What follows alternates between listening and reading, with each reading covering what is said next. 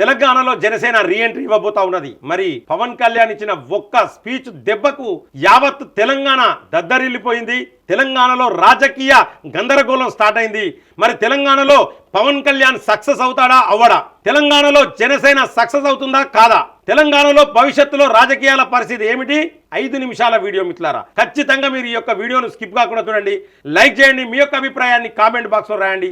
Subscribe చేయని వాళ్ళు మన ఛానల్ సబ్స్క్రైబ్ చేయండి, బెల్ బటన్ నొక్కడం మర్చిపోకండి మిత్రులారా. ప్రొఫెసర్ నాగేశ్వరరావు పక్కా కమ్యూనిస్ట్ అభిమాని, అందులో నో డౌట్. మీరు కామెంట్ బాక్స్లో రాయాలి నేను చెప్పేది నిజమా కాదా అనేది. అటువంటి వ్యక్తి ఎక్కడ ఇంటర్వ్యూ ఇచ్చినా, ఏ వార్త చదివినా, బీజేపీకి సంబంధం లేకపోయినా, నరేంద్ర మోడీకి సంబంధం లేకపోయినా విషం కక్కుతాడు. నరేంద్ర మోడీ మీద, బీజేపీ మీద విషం కక్కుతాడు. ఇది సత్యం కాదా? ప్రతి ఒక్కరు కూడా కామెంట్ బాక్స్లో రాయాలి మిత్రులారా. ఒక్కసారి కూడా కనీసం నరేంద్ర మోడీని మెచ్చుకున్న దాఖలాలు లేవు మిత్రులారా. ఒక్కసారి భారతీయ జనతా పార్టీని మెచ్చుకున్న దాఖలాలు లేవు మిత్రులారా. ఆయన నిలువెల్లా విషమే ఉంటుంది. ఎందుకో మరి నరేంద్ర మోడీ అంటే కోపం, నరేంద్ర మోడీ అంటే విద్వేషం, నరేంద్ర మోడీ అంటే విషం కక్కుతాడు, బీజేపీ అంటే విషం కక్కుతాడు. ఇది పక్కకు పెడితే సీన్ కట్ చేస్తే ఏంటంటే మిత్రులారా, పవన్ కళ్యాణ్ అమిత్ షా భేటీ పైన ఆయన కొన్ని వ్యాఖ్యలు చేసిండు. ఆయన ఏంటంటే ప్రముఖ రాజకీయ విశ్లేషకుడు అక్కడ. వాళ్ళిద్దరు ఏం మాట్లాడుకున్నారో పవన్ కళ్యాణ్ అమిత్ షాకే తెలుసు, ఈయనకే తెలిసినట్టు. జగన్ అరెస్ట్ చేస్తలేవని, జగన్ ఎందుకు అరెస్ట్ చేస్తా నీకు ఎవరు చెప్పారు? ఈయనంటే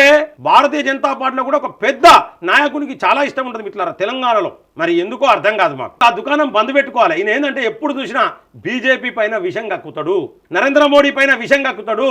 ఈయనకు రైట్ వింగ్ ఛానల్స్ అంటే ఇష్టం ఉండదు, అసలు రైట్ వింగ్ అంటేనే ఇష్టం ఉండదు. ఈయన మొత్తం కంప్లీట్ కమ్యూనిస్ట్ భావాలే, ఇందులో నో డౌట్. ఈయన ఏం చెప్తాడు, నేనంటే నా పేరు రేవంత్ రెడ్డి చాలా సార్లు తీసిండు అని చెప్తాడు. నీ పేరు రేవంత్ రెడ్డి తిత్తాడు, నీతో అవసరం ఉన్న వాళ్ళందరూ నీ పేరు ఇస్తాడు. మేము తిత్తలేంగా. నువ్వు సొక్కని పూస అని మేము చెప్తలేం, నువ్వు శుద్ధ పూస అని మేము చెప్తలేము. నువ్వు మామూలు వ్యక్తివి కాదు. లలిత కళలు చాలున్నాయి నీకు. తెలంగాణ నా అయ్య జాగీర్ అని ఒకడు అంటాడు, ఇంకొకడు నా అయ్య జాగీర్ అంటాడు. మరి మేము ఎక్కడ పుట్టినాం? తెలంగాణలో పుట్టినాం. ఇది మా జాగీర్ కూడా. తెలంగాణ ఏ ఒక్కరి జాగీరి కాదు మిత్రులారా. ఏంటంటే ప్రాంతీయ విద్వేషాలు రెచ్చగొట్టుడు. అసలు ఎందుకు?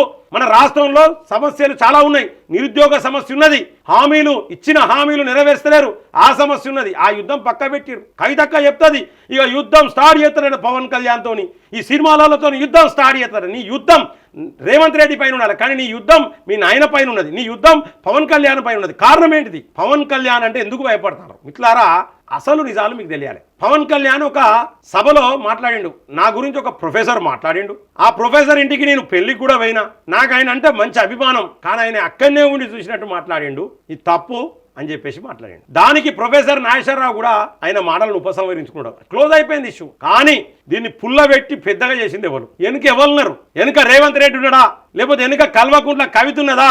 లేకపోతే వెనుక కేసీఆర్ ఉన్నాడా? ఎవరిని చూసుకొని ఇంతమంది రెచ్చిపోతా ఉన్నారు. ఎక్కడ కూడా తెలంగాణ ప్రజలను ఒక్క మాట మాట్లాడలే. తెలంగాణను కించపరిచే విధంగా ఏ ఒక్క ఉపన్యాసం లేదు. గతంలో కూడా ఆయన మాట్లాడిన మాటలను వక్రీకరించారు. ఇక్కడ కారణం ఏందో అర్థం కాదు మిత్రులారా. వీళ్ళ భయం ఒక్కటే, పవన్ కళ్యాణ్ తెలంగాణలో ఎంట్రీ ఇస్తే పవన్ కళ్యాణ్కున్న మెరిట్స్ చెప్తున్నాం మిత్రులారా. ఆయన రోడ్ షో చేస్తే ఎవరికి రూపాయి ఇవ్వాల్సిన అవసరం లేదు, లక్షల మంది జనం వస్తారు. అదే ఏ పొలిటికల్ పార్టీ, బీఆర్ఎస్ కావచ్చు, బీజేపీ కావచ్చు, కాంగ్రెస్ కావచ్చు, రోడ్ షో చేస్తే లక్షల మంది రారు. ఒకవేళ రావాలంటే 300 రూపాయలు మనిషికి ఇవ్వాల్సిందే.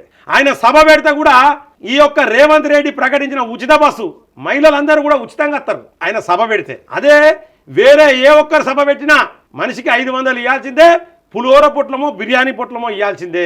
అటువంటి పరిస్థితులు ఇప్పుడు తెలంగాణలో ఉన్నాయి. అంటే ఇక్కడ పవన్ కళ్యాణ్ అంటే ఒక స్టార్, అండ్ పవన్ కళ్యాణ్ అంటే ఒక క్లీన్ ఇమేజ్ ఉన్నది. ఇవాడు మాట్లాడతాడు 5 పెళ్ళాలని మాట్లాడతాడు అక్కడనే ఉండి. అరే నాయన, ఆయన 5 పెళ్ళాలా 10 మంది పెళ్ళాలా? ఆయన లీగల్ ఉన్నాడు. ఏ లీగల్గా లేకుండా పెళ్ళాముండి 10 మందితో తిరిగేటోడు కూడా నీ పక్కన ఎక్కడో కాడ కూడా కూర్చొని ఉంటాడు. చూసుకోరా నాయన, ఇజ్జత్ తీసుకోకండి. వ్యక్తిగతంగా మాట్లాడి ఇజ్జత్ మానం తీసుకోవద్దు. ఒక జర్నలిస్టు, ఒక పెద్ద మనిషివి, నువ్వు మాట్లాడే మాటలు పద్ధతిగా ఉండాలి. వ్యక్తిగతమైన మాటలు మాట్లాడతావా ఒక జర్నలిస్టును? అది పద్ధతా? అసలు అది కరెక్టేనా నువ్వు మాట్లాడేది? ఎంతమంది రేపులు చేసిన వాళ్ళు లీడర్లు కాలేదు తెలంగాణలో, వాటి గురించి నువ్వు మాట్లాడవు. ఆయనకు 5 అంటే నీకు చాతనైతే లేదు. పవన్ కళ్యాణ్ విమర్శించడం కూడా నీకు చాతనైతే లేదు. నేను తెలంగాణ బిడ్డగా చెప్తున్నా తెలంగాణ ప్రజలకు, తెలంగాణలో జనసేన రావడం అనేది అనివార్యం. రావాలి, తప్పకుండా రావాలి. ఒక జనసేననే కాదు, ఏ పార్టీ వచ్చినా మనం ఆహ్వానించాలి. తెలంగాణ ప్రజలకు లాభం జరిగే ప్రతి పని జరగాలి. ఇవాళ తెలంగాణ ఏం చక్కదనాలు తెలంగాణ ఉన్నది. సాధించుకున్న తెలంగాణలో ఉద్యోగాలు వచ్చినాయా? సాధించుకున్న తెలంగాణలో అప్పులు లేవా? బీఆర్ఎస్లో అప్పులు ఉంటే ఆ అప్పులు పెరగలేదా కాంగ్రెస్ ప్రభుత్వంలో? ఎందుకు పవన్ కళ్యాణ్ రావద్దు? ఎందుకు భయం అవుతుంది? పవన్ కళ్యాణ్ అత్తే ఎవరితో కూటమి కడతాడో తెలియదు. పవన్ కళ్యాణ్ అయితే ఆంధ్రప్రదేశ్ లాగా క్లీన్ స్వీప్ చేసే అవకాశం, ఎందుకంటే ఆయన అక్కడ కింగ్ మేకర్ పవన్ కళ్యాణ్ ఆంధ్రప్రదేశ్లో. ఇక్కడ కింగ్ అవుతాడా కింగ్ మేకర్ అవుతాడా అనే భయం పట్టుకున్నది మిట్లారా. కానీ గ్రేటర్ హైదరాబాద్ మున్సిపల్ కార్పొరేషన్ ఎన్నికల్లో జనసేన పోటీ చేస్తాంది. పవన్ కళ్యాణ్ అనవసరంగా గోకిండ్రు, పవన్ కళ్యాణ్ అనవసరంగా రెచ్చగొట్టిండ్రు. పవన్ కళ్యాణ్ బొమ్మను చెప్పుతో కొట్టాల్సిన అవసరం ఉన్నది? ఇదా ప్రెస్ మీట్లు పెట్టే పద్ధతి? ఇదా తెలంగాణ సమాజానికి మీరు నేర్పేదిదా? మేధావులు అంటే ఒక బొమ్మకు చెప్పుతో కొట్టేటోడు మేధావి ఎట్లయితాడు మిట్లారా? మేధావులని మీరు చెప్పుకుంటే సరిపోదు, ప్రజలు మిమ్మల్ని మేధావులు అనుకోవాలి. చల్లారిన అంశాన్ని పైకి లేపారు. ఇక తెలంగాణకు మళ్ళీ పవన్ కళ్యాణ్ వచ్చిండు.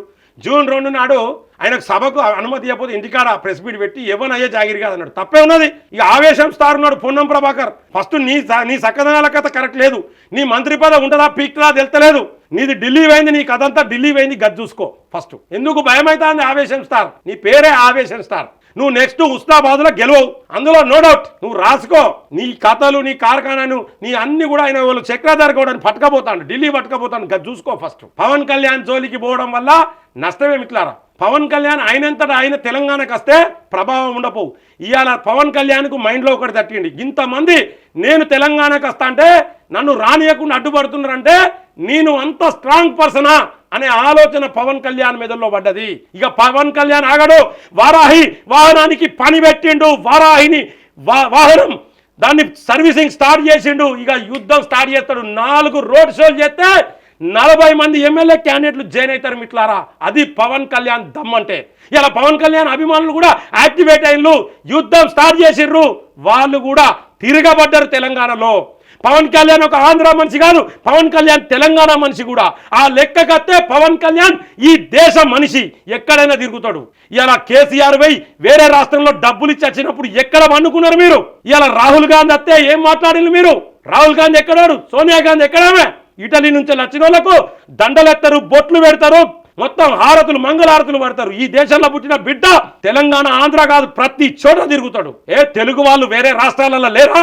ఎందుకు ఈ విధంగా ప్రాంతీయ విద్వేషాలు రెచ్చగొడతా ఉన్నారు? దయచేసి నేను చెప్తున్నా, కొంతమంది పేరు ఎందుకు చెప్తానంటే వాళ్ళందరూ నాకు మంచి మిత్రులు, వాళ్ళకు నేను పేరు చెప్పదలుచుకోలే, ఎందుకంటే వాళ్ళకు నేను ఇచ్చే రెస్పెక్ట్ ఇస్తా, నేను దిగజారదలుచుకోలే.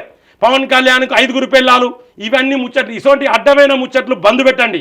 పవన్ కళ్యాణ్ బొమ్మను చెప్పుతో కొడితే పవన్ కళ్యాణ్కి ఏం కాదు, పవన్ కళ్యాణ్ ఇమేజ్ పెరుగుతుంది. ఎందుకు పవన్ కళ్యాణ్ వెంబడి పడతానంటే కారణం ఇక్కడ పవన్ కళ్యాణ్ రీఎంట్రీ ఇస్తా ఉన్నాడు. పవన్ కళ్యాణ్ వచ్చిందంటే ఇక్కడ రాజకీయ సమీకరణాలు మారుతాయి. పవన్ కళ్యాణ్ వచ్చిందంటే ఇక్కడ వచ్చేది ఎన్డీఏ గవర్నమెంటే. భయం స్టార్ట్ అయింది మిట్లారా. ఇవాళ ఈ యుద్ధం పవన్ కళ్యాణ్ మీద కాదు, ఈ యుద్ధం నరేంద్ర మోడీ పైన, ఈ యుద్ధం ఎన్డీఏ గవర్నమెంట్ పైన, ఈ యుద్ధం భారతీయ జనతా పార్టీ పైన కూడా మిట్లారా. ఈ యుద్ధం సనాతన ధర్మం అనే ప్రతి ఒక్కరి మీద ఈ యుద్ధం స్టార్ట్ చేసిర్రు. మరి మనందరం కూడా ఊకుందామా? తిరగబడాలి. నేను చెప్తున్నా మిట్లారా, ప్రతి ఒక్కరు తిరగబడండి. పవన్ కళ్యాణ్ అభిమానులకు నేను చెప్తా ఉన్నా, ఇలా రఘునందన్ రావు మొగోడు, బీజేపీ నుంచి వెళ్ళి బ్రహ్మాండంగా మాట్లాడిన వ్యక్తి రఘునందన్ రావు మొగోడు. బిగ్ సెల్యూట్ రఘునందన్ అన్న. ఎందుకంటే ఇవాళ పవన్ కళ్యాణ్ ఎవరయ్యా? ఎన్డీఏ మనిషి కాదా పవన్ కళ్యాణ్? ఇవాళ తెలంగాణ ఆంధ్రప్రదేశ్లో అన్ని సీట్లు వచ్చినాయంటే కారణం పవన్ కళ్యాణ్. ఆడ ఎన్డీఏ గవర్నమెంట్ ఫామ్ అయిందంటేనే కారణం పవన్ కళ్యాణ్. రేపు పొద్దున ఇక్కడ కూడా ఎన్డీఏ గవర్నమెంట్ వస్తుంది. పవన్ కళ్యాణ్ ఎంట్రీ ఇస్తా ఉన్నాడు.